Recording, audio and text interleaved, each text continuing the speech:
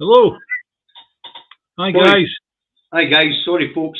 We're on the naughty step. All right, Yeah. it's our fault. It's our fault. we Eh, were we were discussing the hurricane situation. Kate, Leslie, and Milligan, Milligan, Milton.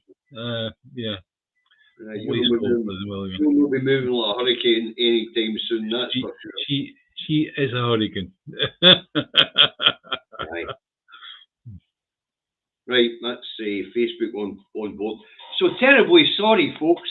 That was David Yeah. and I's fault. We were discussing the subjects we were going to be talking about today, and then we go to hurricanes. Yeah. And although it wasn't on the agenda, we got there. And that's what took us over. David looked up and seen the time and said, "Hey, we're 2 minutes late." So we're based on the Yeah. naughty step. So it's the Two Yeah. Davies on the 10th of the 10th, 2024. But we'll give you a couple of minutes to get Mayor on and we'll see who's in for Facebook. Hi, Melanie. And quite a lot of the usual crew in from YouTube. Hi, Henry, Akis, Mark Telfer, Jeanette Gilfillan, Stephen Bankier, Neil McDonald. Hello, Neil. Hi, Mags. Indy Scott Bryan. I know Mr. 82 years there now. Yeah. A couple more seconds. Hi, Roshan. Sorry I dropped out the chat the other night. I was with a banging headache. I haven't even kept well. Yeah, we've got 80 viewers on YouTube at the moment. I've got 90. We'll get a couple more 88. seconds. See if we can hit the 100 mark. Then we'll get this thing underway. Okay. Yeah. So, we're just about there, David. That jumped quite quick. Right, trouble that mill for Anna Sarwar. I wish I'd a pound for every time I said that. I'm getting bored saying that. Anyway, what's Annis and his crew been up to this time? Well, the First Minister brings a motion to the Scottish Parliament, a non-binding motion, of course, to the Scottish Parliament motion, to try and put pressure on the Labour administration in Westminster to reverse the idea of means testing the winter fuel allowance. Anyway, Labour tried to introduce an amendment. They have the bit about means testing draft. Now, the Parliament has their vote, 99 vote for the Scottish Parliament to put pressure on the Westminster Parliament to do the right thing. 14 voted against the motion. One of them, a Labour MSP. And as you and I have discussed, there's 129 of them, take away the presiding officer. And that would leave 128. We know how 113 of them voted, so that leaves 15 of them who abstained. They would have been exclusively Labour MSPs too. But Annas did take a slap on the chin, David, because two very senior Labour MSPs voted with the SNP motion. Yeah. And that was Richard Leonard and Alex Rowley. I forgot his name the other day. He was talking to us. Yeah. Now, of course. But you have to understand, right? The way this was done, it would have been easier to do it through the taxation system, right? With the tax system, then what would have happened was you could have taken a wee bit off the top of the highest pension earners, people with private pensions, right?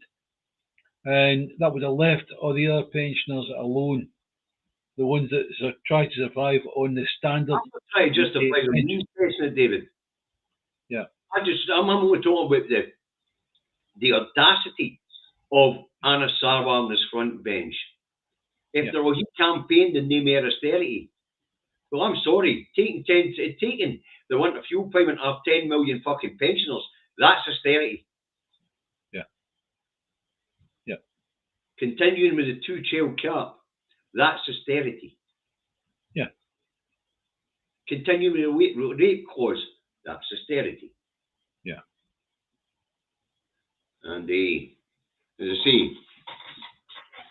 Sarwar has promised had campaigned on the mere austerity, and of course he campaigned on pensioners' rights for the WASPy women. Yeah. The WASPy women are getting fuck all, and the pensioners are getting spanked. Yeah. You know, so Labour in Scotland are plummeting fast. The thing is, it's a bit like they're hitting the pensioners like that. If they can hit the pensioners like that, what about the rest of us?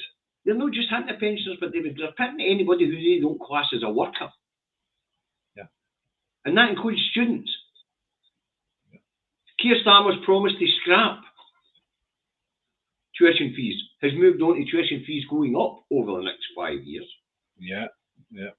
And they're off booking student loans, in other words, they're selling them to hedge funds to take them off the books. And then, of course, as we know, they're going to whack the unemployed. So anybody that's no working is getting whacked, David. But as I say, this isn't a good look for Labour in Scotland. And like Labour in England, they are plummeting in the polls. And Sarwar looks stupider every time he gets up. And that's why at First Minister's today, we were back in the old faithfuls. And that is the NHS and mental health. You know? Well. Anna Sarwar's back in safe ground. He's back fucking ambulance chasing. Alex Cole-Hamilton, the man with mental problems, according to himself, is still talking about mental health waiting times. And the Tories, well, it doesn't matter what the fuck they're talking about. If it's no SNP bad and naughty independence, then it's irrelevant what the Tories are going to say. You know? Right, let's move on. Scottish ministers start negotiations over a budget with opposition parties. Now, we need to explain why this is necessary, David, and that is because we have a minority government. Oh, it's been done since 2007. Alex, the horse trading with other parties yes. is something the SNP became very good at. Well, they're going to have to do it again because the horse trading started yesterday. Yes. Now, folks, how the horse trading works is, what they'll do is they'll put their feelers out to find out which each of the 5 parties' priorities are for a budget, and then the SNP will try and mash together a budget to cover everybody's wants and needs for the parties, and hopefully that will pass the Parliament. Now, we know the Unionist parties just won't agree to whatever budget's put forward, but it appears at this point in time, the Greens are quite happy to negotiate. Yeah. Thanks very much, Stephen. Thanks, Stephen. We do need to stick together to make 2026 count, but we'll see how that campaign goes. Yeah. So the horse trading started. As we know, the Greens, they want green initiatives. Labour and Conservative and Lib Dems haven't even put forward any ideas for any budget or for an opposition budget since the SNP came to power. They've criticized. If the Greens come on board, that makes the whole thing an awful lot easier. Yes. And the Greens do really need to get back in the fold again. Aye, they do, because their rates are plummeted and they know that they're going to take a tanking in 2026 because they're getting out of bed with the SNP. But saying that, the SNP kicked them out. It was Holmes's mistake. You should have let them have their vote. Yeah. Because it appears they were going to knock back leaving the coalition anyway. Yeah. Although at the time, Holmes was being advised that they were going to leave the coalition. But as we know with coalitions, when one partner threatens, it generally means they want a wee bit more leverage, they want a wee bit more activity in government. It has caused utter chaos within the party. Anyway, aye. And Humza could still have been there. It'd be nice to find out who it was that advised them that the Greens were going to pull out. It would be nice, wouldn't it? Because they went hammer for tail to get rid of him. and the Greens didn't help, and he was doing the one thing that they didn't want him to do. And the one thing we all know is the route out of this fucking union, and that is to win the majority of MPs, call the Scottish Grand Committee, put it to a vote in the Scottish Grand Committee, you vote the majority of MPs, you're winning, declare in Westminster, come up the fucking road. Yeah. And that was Hums's plan. Yeah. So he had to go, as we know. Right, so, budget, horse trading started. If they can't get a budget passed, they can't get a coalition partner sort of thing to pass this budget. Yeah, what's the actual run of the story as far as that's concerned? So you can't get the budget passed. Yep. So then they've got the largest opposition party have got 30 days to provide another budget. They get 6 weeks. 6 weeks, right? Okay. Then what? No, the opposition parties, no the largest, the opposition parties, they should all be making alternative budgets anyway to put to people each year. Right. But the opposition, and they did when Holyrood just opened. Yeah. You know, there would always be opposition budgets to be considered. Right. But they haven't bothered since the SNP came to power. The unionists have sat in their asses and just went, shite, and it's easy to pick to the sidelines when you don't actually want to offer an alternative. Yeah, right, okay. Right, so anyway, 6 weeks. Let's get this clear because it might actually become relevant, right? So 6 weeks. Right, but you remember that'll be 6 weeks into the next year because we'll have the Christmas recess, the budget's December. Yeah. Right, so we'll be right into Christmas recess.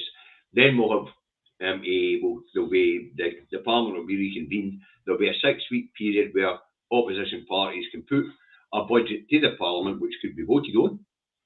Right. And if one of the budgets passes, believe it or not, the SNP would have to implement it.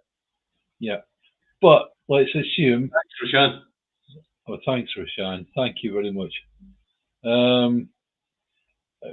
We have to assume that the opposition parties would not, unless they do a tie-up between themselves, between Tory and Labour, say, and Lib Dem, you have to assume that it wouldn't pass.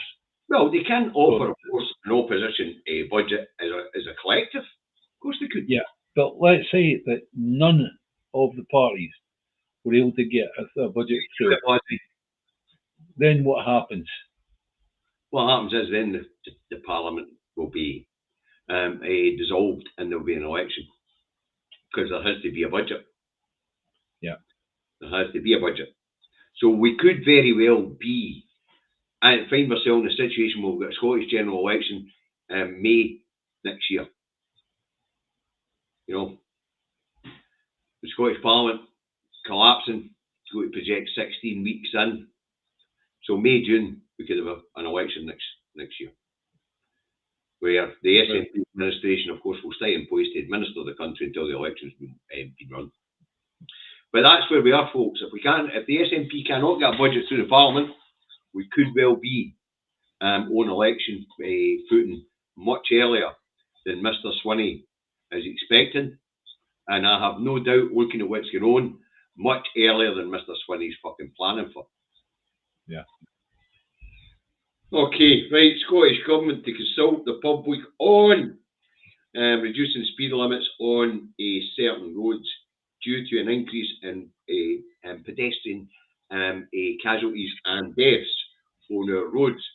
Hang on. Don't go any further. I'm busy reading something. I'm crossing this road and I'm busy reading something on my phone. Yes, we'll get to that bit, David. Right, so 88% of all road casualties in Scotland happen in urban areas. Makes sense, that's the majority of people. So this one piqued my interest, David, and you know when that happens, I go down the rabbit hole, don't I?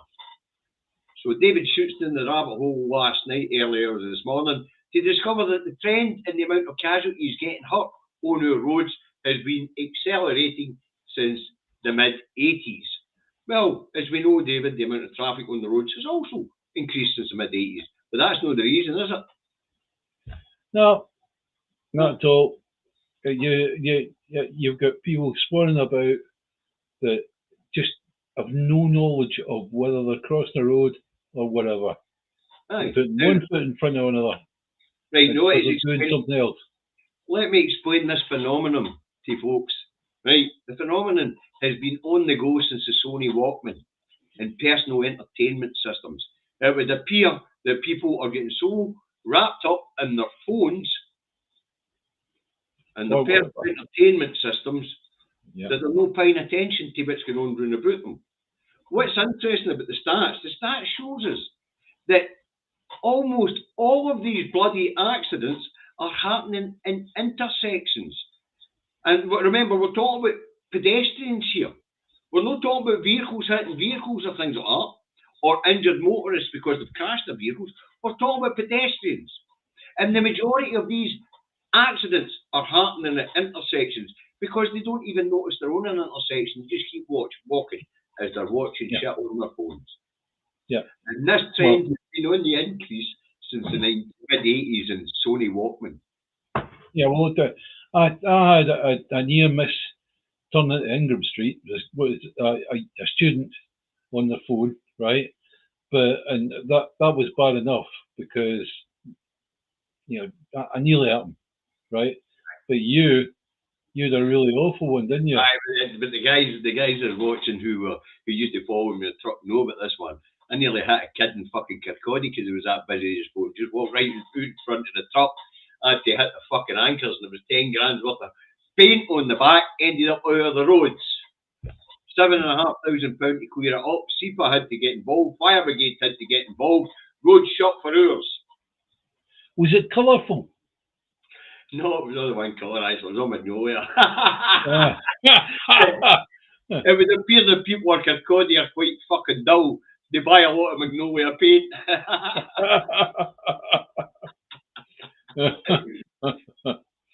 So anyway, back to the point, David. The SNP are putting out to consultation. The consultation will start next week on whether the people think that certain areas should have the speed limit reduced to 20 miles an hour, like city centres and housing areas where people are living, residential. To be honest with you, when we used to put public service movies or public service adverts, right? Funny, Andy Scott Brian's just said classic Green Cross code stuff needs to be taught again. Yeah, just for goodness sake, we used to have that on a regular basis, and it did get through. Aye, as I say, this is space cadet stuff. They're just tapped around the road with their devices that. So folks, let's get back on the stats. 949 people were were involved in pedestrian accidents in Scotland in 2023, 22-23, and as I say, 88% of them were hit at intersections where they should have been paying the most attention. Yeah. What's interesting is about urban areas is 5% of the fatalities out of that 947 were idiots walking on the motorway. Oh dear. Yeah. Here's a bit of advice, folks. Don't walk on the motorways for committing suicide. So, as I say, public consultation starts next week, folks. If you have an interest in this, if you're an objection, or if you agree that in certain areas speed limits should be reduced, as it is in most cities at the moment, actually. You get to residential areas everywhere, it's got 20 mile an hour. You're in a school zone, it says 20 mile an hour, Yeah. Do anybody, my driving days for the moment are over, right? But even in the 20 mile an hour zones, you still have people driving about at 30 mile an hour. Oh, and sorry, look, it was 939 pedestrians were struck with cars. 5% is the ones that died in motorways, and the amount of fatalities was up 3% or 24 people for 21, 22 to 22, 23, and that's why there's a concern here. But as I say, I think it's education, David. Yeah, I think put something on their mobile phone. Like, you know, everybody likes to watch these movies that they put up, the little movies that are on Instagram or whatever, right? Put up loads of people being injured with cars. You know, put one after the other and just go, hey, that looks fun. Let's all try it. Yeah, jump in front of a motor. I need to give some advice on road safety to Melanie. No, you can't take your walker on the motorway, even if it is electrified. All right. Aki's changing your horn to when you're having a rant. That'll not teach him. That'll scare the fucking wits off him. Right, let's move on. Right, now I said this to you earlier, David, and you were like, ooh. So let's try this one on the public and see how they get it. Right, the way of Scotland and the UK's first shooting gallery is to be paused, apparently. Now, I better clear that up for people who don't quite get what a shooting gallery is, David. Yeah, I thought it was someone where they've actually got to learn to use their weapon, you know, boom, boom, you know, but no. No, a shooting gallery is a safe drugs consumption room. Yeah. Now, as everybody here will be aware, the Scottish Government will be wanting to open the safe drugs consumption room to try and cut the amount of overdose deaths. In Scotland, they want to open multiple ones for years, but the Home Office and Westminster kept saying to them, no, drugs law is reserved. But some wise arse alanging the faculty of advocates told Nicola Sturgeon a couple of years back, you don't want to change drug law. You just want to open a medical fucking facility and get on with it. Yeah. But the argument was, of course, the police could get in and lift them. The people with the drugs, or they could stand outside the door and lift them. But I'm sure the police, in the interest of public health, don't want to see people die any more than the rest of us. After all, they're the ones that go to attend these things. Yes. So, anyway, the official reason given by Glasgow City Council, because the first official safe drugs consumption room or shooting gallery was to be opened in Glasgow on Hunter Street. Apparently, the building is being inspected. Now, I don't know whether that's been inspected by the UK government to give given the go-ahead, or whether it's actual structural integrity, because Hunter Street, the problem is a few buildings on that street which may well have rack in the construction. As you well know, the rack is the concrete that's softer, and potential of breaking and falling down. So anyway, so what Glasgow City Council is saying is that partners and themselves are working flat out to get this facility up and running as soon as possible. It was due to open on the 21st of October this month. A no date for when it will open has been issued. Just Glasgow City Council's leader saying they'll have it open as soon as possible. Right now, at the moment, looking at it, what are the people that are shooting up doing? They're going to public toilets or what? In their own homes or wherever they are, whatever sort of circumstances they're in, David. Yeah.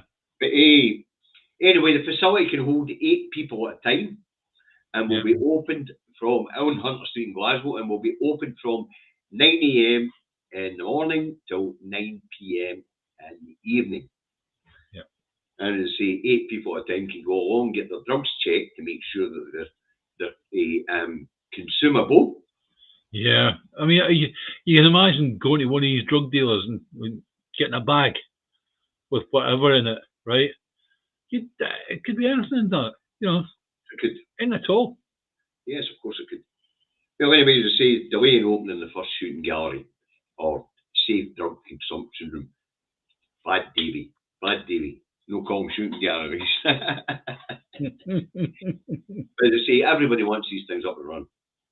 Yeah. They want them up and running right across these islands. Yeah. These drug problems are not unique to Scotland. They're just better reported here.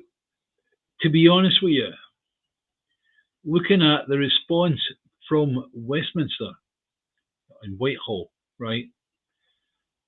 Why did they put their foot down? Why didn't they just allow this to go on?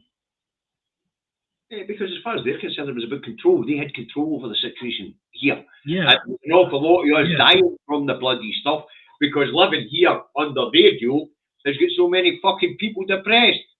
Yeah. Yeah. Absolutely. Right, time's moving on, David, so we need to.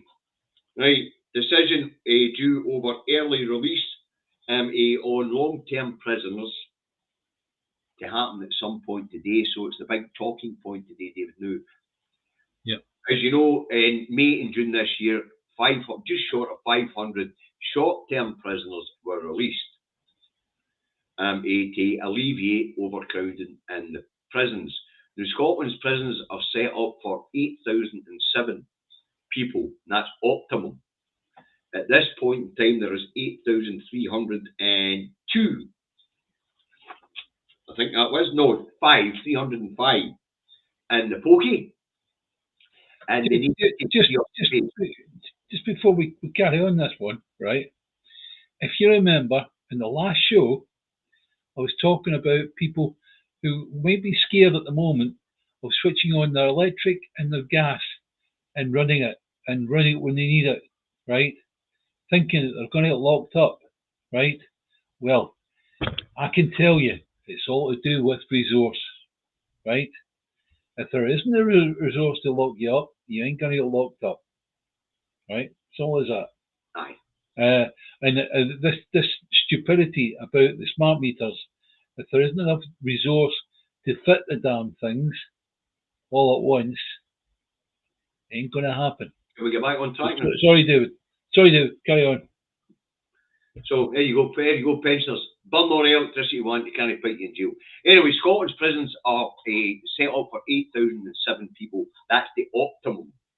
Yeah. At this point in time, there's 8,305. The record ever to have been in a Scottish prison was 8,412, and that was in 2012. But the prison population declined for a while there. But since austerity's been kicking our arses, obviously petty crimes are up again. Now, we've had the short-term prisoner release. Now, the term short-term, there are two terms for short-term. Short-term under 12 months, and then the actual short-term in under 4 years. That's the two definitions. Okay. But long-term prisoners, they are generally in for more serious crimes. Yeah. But they're talking about releasing them on a 2/3 of sentence served criteria. The short-term prisoners, yes, where perhaps it might have been a fraud thing that they were told in on. It could be anything. Could be where a human being isn't harmed, right? Not too bad. Whereas your longer-term prisoners are where they've harmed a human being, GBH, right? Sexual, it could be whatever, right? Those ones, there's a high likelihood of them recommitting an offence when they get out. Okay. Sorry about the beeping noise in the background there, folks. Yeah, sorry, dude. So anyway, the criteria under this release of long-term prisoners would be that they've served more than 2/3 of their term, they've been good people, or they've served their term well, and that they haven't committed murder. So those who have committed serious assault and sexual assault would be considered under this particular scheme. Now, of course, the Tories are no chuffed. They say the SNP are too soft in law and order. Labour, they're hanging on it because, let's face it, they're having to face the same situation down there. And one of the first things that the new administration down there had to do was release prisoners from jail. Yeah.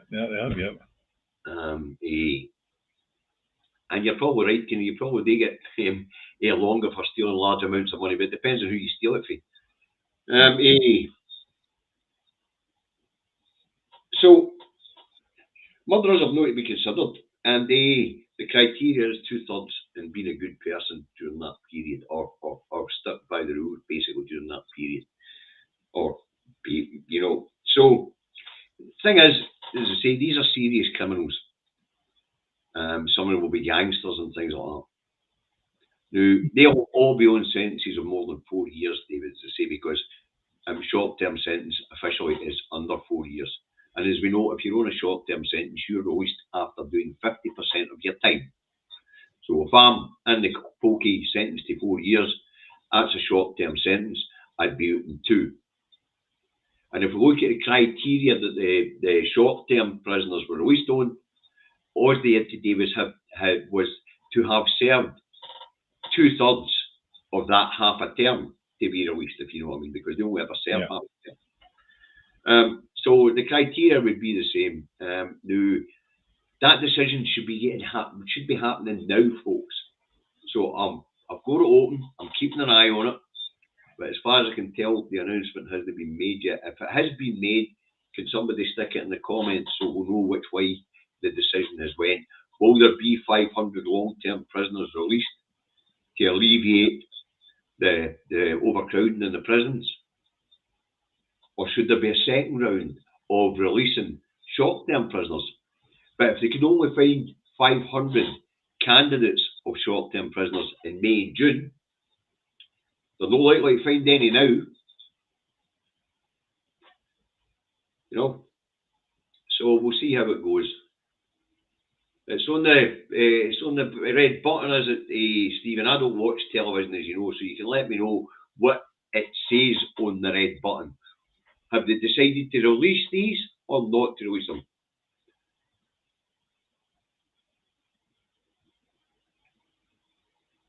And you're right, Stephen, it isn't releasing the people, it's the fact that there's no aid there for them when they go out. It's a wee bit better here, but let's say, you know. So there'll be no murderers, and we should get a result through. If they ditch the long term, they're not being released. What was that I heard? The system whereby people were released before their term was over, and they were given the job, and their ability to maintain that job was down to the employer looking at them and saying that they're working well, the rest of it. And if not, they were banked back in prison. Jordy, I don't know who you're referring to as being foobar, but no, I'm no foobar, thanks very much. I'm just a wee bit half well. And David's no foobar either, he's still recognisable. Even if it is a bit dark in his place today. Yes. Right, let's move on. Yep. So it appears that the long-term prisoners are not getting out. Unless they've done 40% or something like their term. They're going to make it 40%. No, that's not what it says. It says 2/3, that's 60%, Stephen. Yeah. Right, anyway, let's move down the road. I don't know if you have noticed, folks, but Angela Rayner's been taken front and centre this week, and that's to take the spotlight off Rachel Reeves in the budget, and of course the sleaze that's been going on. Right, in the papers this morning, I don't know if you know this, David, but Home Secretary Yvette Cooper accepted Taylor Swift tickets a fortnight before she laid on a police escort for Taylor Swift. Right, but let's move on. Anyway, folks, if you've noticed, Angela Rayner's taking front stage this week, and we've been talking about it. We've been talking about it's the promise of Labour to bring in a new bill on workers' rights, and the reason for that is that new bill was published today. Now, so far this week over the right to switch off. That was one of the ones that we've talked about. I think you better explain that one. The right to switch off is to have to take communication for your employer when you finish work. Of any sort. That's an interesting one, because there's so many people that when you say that you're a salaried worker, right? Aye. Which generally it gets to the point when you get into the management that you're a salaried worker, which means that you effectively work for them 24/7, right? Well, anyway, I agree that that's wrong, But so many people are in that situation, and they'll get phone calls at night time when they're home. Yeah. Apparently, Email. somebody in the chat called Fubar, apparently. I apologise, Fubar. I hope you're feeling better. That's a cool name to put up with your YouTube handle, Fubar. For all those of my age and younger who will know what Fubar is, it's a nightclub in Stirling.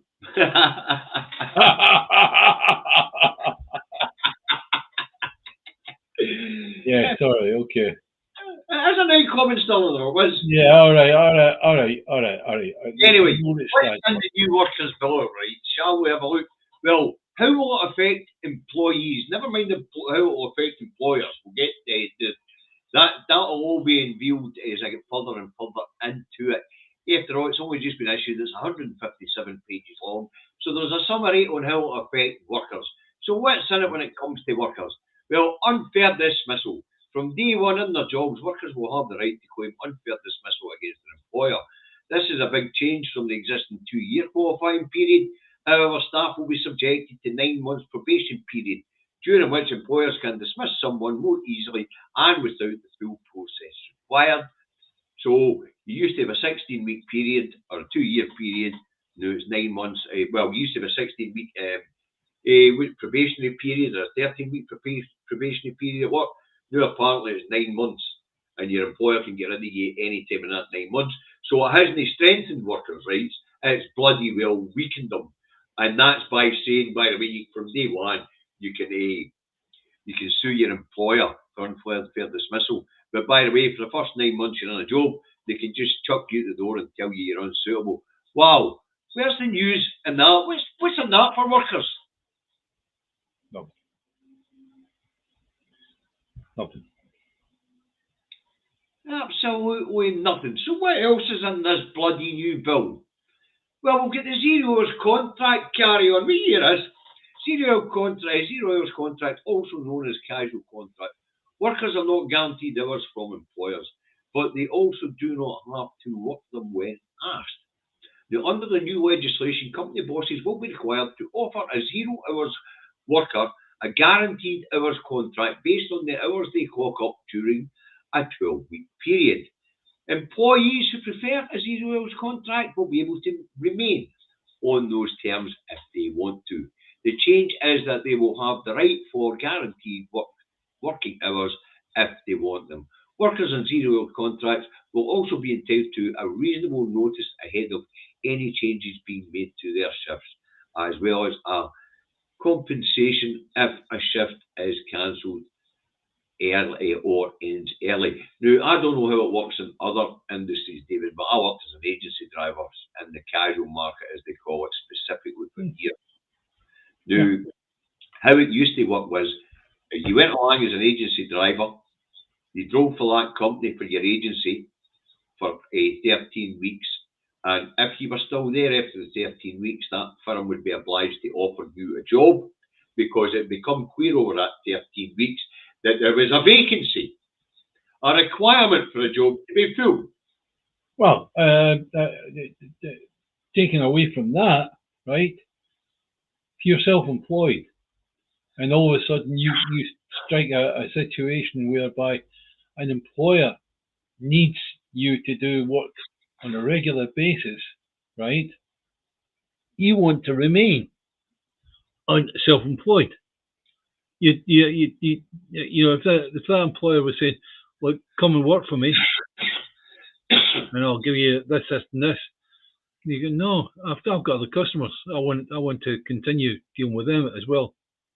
Hey, Fubar, did I know of a baby with you in Fubar and Stirling at one time? Right, on you go, David. Thank you, Dave. Yeah. So anyway, it used to be that after 13 weeks, if your agency had you in a job, they had to offer you a fucking job anyway. This sounds like we just went back there. Yeah. Now, the interesting part about it is, now as a driver, see if I turn up to a job in the logistics industry and I get them to tell me, "Oh, we don't need you." I used to get paid 4 hours. Hmm. My agency would get paid 4 hours. I've showed up for a shift that they booked me for, and the shift's not there. So it was all written in the contract between the agency and the person who was using the agency worker. Yeah.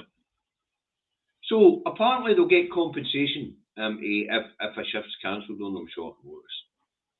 And they must get a reasonable notice time changes being made to their shifts once they've accepted the new contract sort of thing. I've got a contract. But David, I don't see any changes here at all. And if there is, then it must be because the Tories had taken away the 13-week period that said there was a job available and they had to hire you if you'd done the job successfully. No, but all these things tend to apply to the larger employers, the Amazons, the DPDs, any of the larger employers. You're a smaller employer. Aye. None of that applies. None of that applies.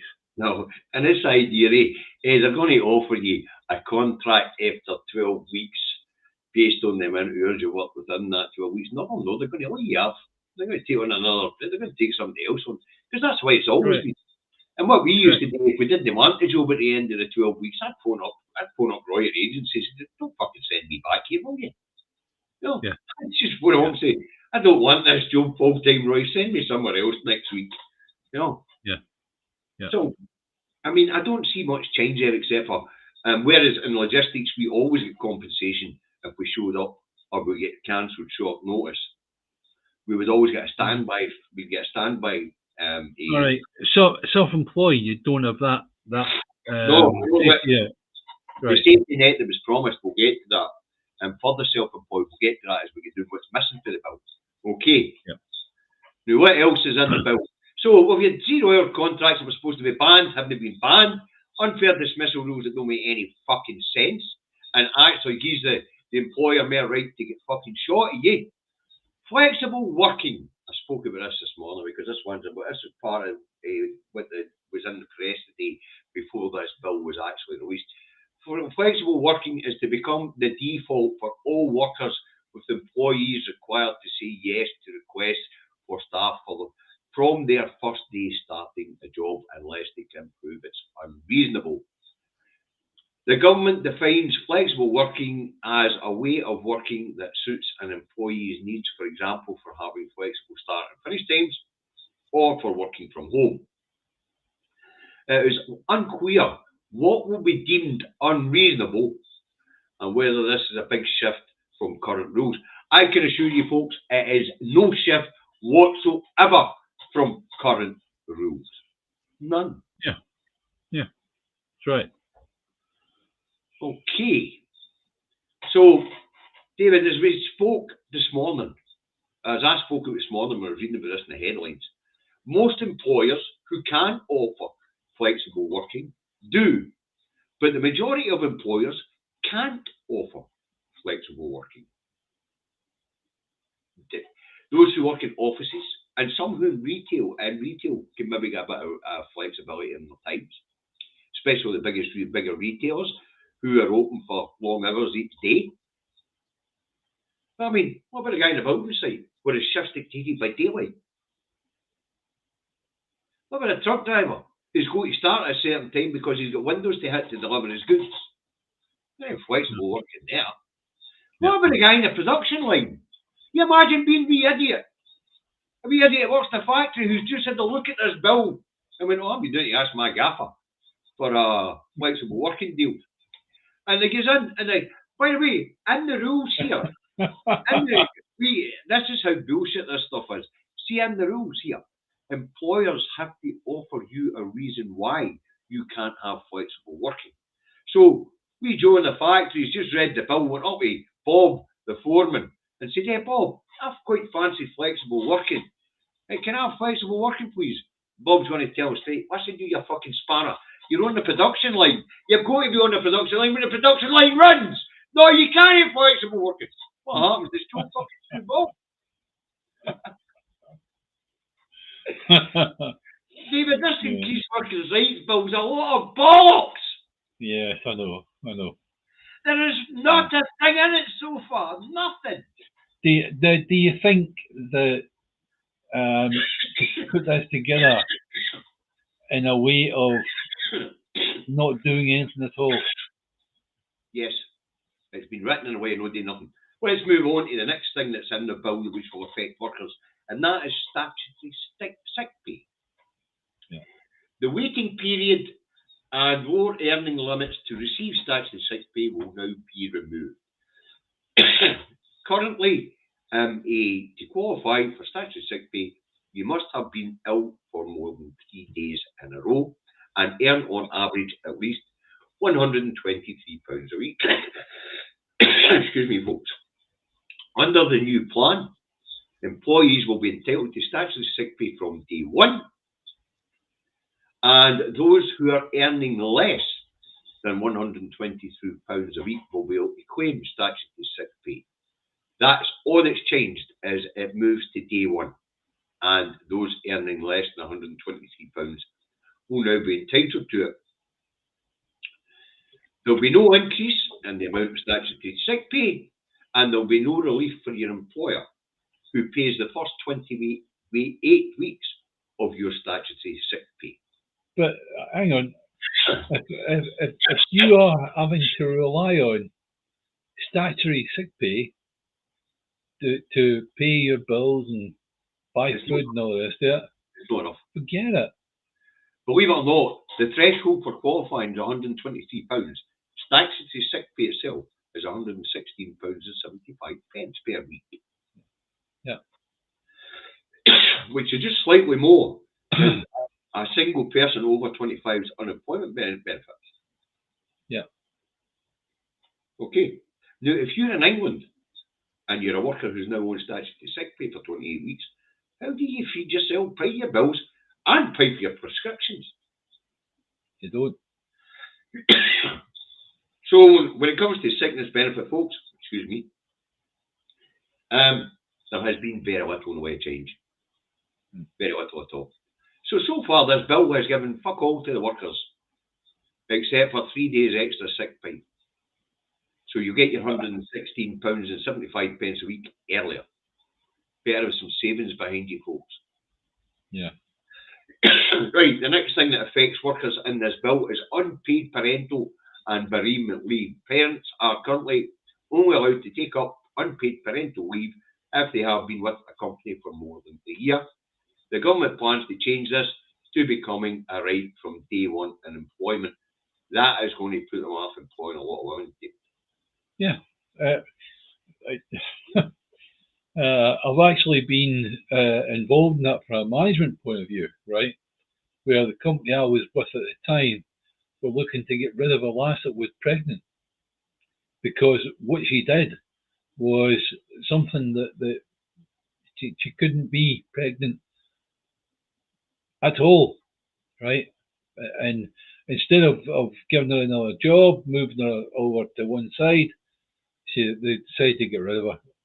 Now, let me address this one for Neil. A wee woman on the radio this morning said that if you have more than one job and go on the sick, she says you can claim sickness benefit from both employers.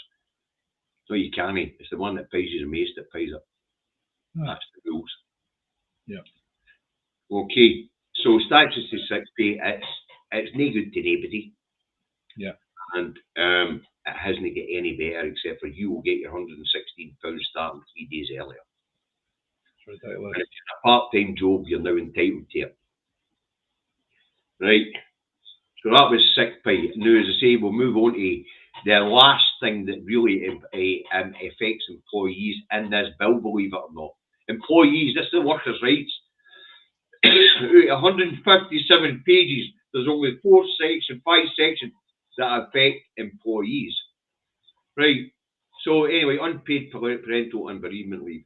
Parents are currently, as I say, only allowed to take up unpaid parental leave if they've been with a company for more than a year. So the government to change that to be day one. So that will definitely affect employing people. If I'm going to employ somebody and there's a young fella sitting in front of me, I say, you got a family? No. You're starting one anytime soon. Why? Wife's 7 months down the line. I'm not hiring you. To be honest with you, that's a question you would be pushed away from. Most HR departments would go, oh, you can't say that, right? I thought about in light of this section of the bill. Yeah. This bill's going to pass. I'm an employer. I've got a young woman sitting in front of me. Is she pregnant? Yeah. You know, if you've got a small firm, you've got a small company, right? You would just never get in that situation at all. You'd have maybe a pile of CVs from people. You would just remove all the women. You just apply to women anymore. Yeah, but, unless it's an older woman, where you know there's a fairly good chance that she'll become pregnant. Beyond childbirth and age are no likely to have children. Aye. Yeah. As I say, it doesn't just affect women anymore, men and all. So that's what I'm saying to you. Here's a scenario. I'm the employer, you're the 25-year-old man. In casual conversation, I say, you got any family? Oh, any kids yet? Well, are you planning any? Yeah, wife'd say, let's say she's 8 months along. Yeah. And he's no due to start his new position for a fortnight. Yeah. And he starts his new position in a fortnight. Wife drops 2 weeks early. Oh, into the new gaffer. Gaffer, I'm taking unpaid parental leave. See you in a year. You work for the guy for 2 days, 3 days. Yeah. I'll see you in a year. Yeah. So the this employer's got to fill that. If that was a key role, the employer has got to fill that. It's not just that, David. Right. It's going to put them off hiring young people altogether. Yeah. No. And then in a year's time, the employer's got the problem of he's taking somebody on to fill that position, right. And then that other person's going to come back. So you've now got 2 employees. You can't afford to keep 2 employees. That's right. So once again, it's bollocks. Yeah. And it's going to affect certain young people's, and it will affect certain employers' way of thinking. Yeah, the small employers are stuffed on this, but yep.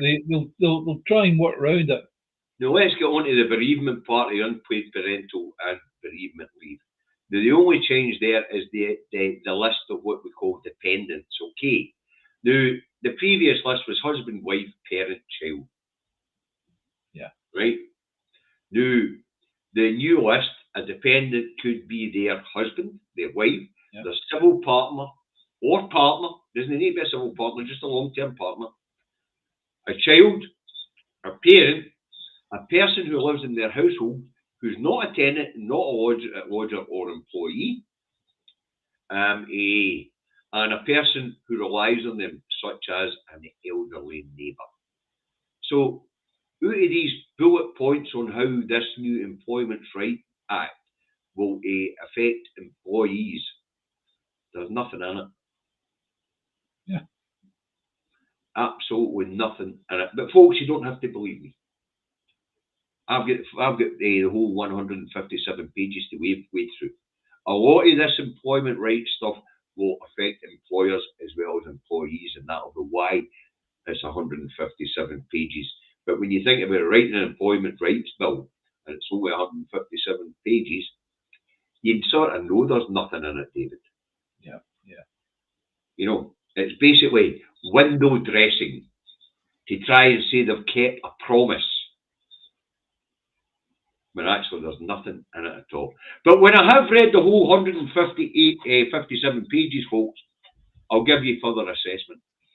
Because there might be things in there which will discourage employers from taking on new employees, which you spoke about one.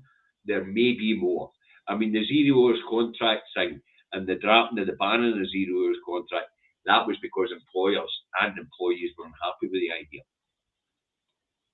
And see, the reason why I worked in what you used to call the casual economy was because it suited me and it paid me well. You know. So that's anyway, we better get a move on because time's against us. Jesus, so as well, David, we'll just need to cut it off after we talk about that idiot James Cleverly doing that road in the Tory party leadership race. Yeah, yeah. That was a doozy, wasn't it? Apparently, Cleverly and his supporters managed to tactically vote themselves out of the competition. So it's a case of cleverly by name, but not cleverly by nature. Well, at least the supporters know anyway. Anyway, what happened was Cleverly's supporters wanted Wendy Badenoch. They thought Cleverly would be better going up against what do you might call him? I can't believe it. What's the guy's name again?